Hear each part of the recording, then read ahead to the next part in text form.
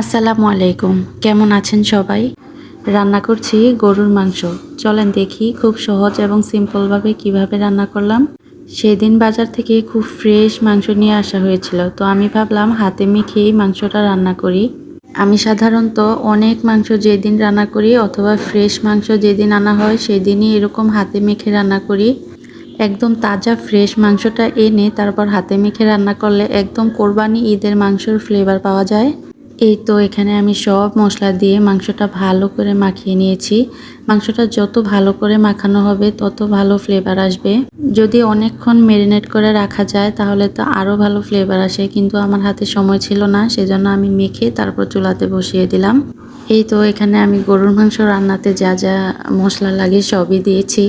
আমার কাছে কেন যেন রেসিপি দিতে ভালো লাগে না, আমার রান্না করতে ভালো লাগে, ভিডিও করতে ভালো লাগে, সেজন্য করি। কারণ আমার কাছে মনে হয় সবার রান্নাই সবার কাছে বেস্ট, সবাই ভালো করে রান্না করার চেষ্টা করে।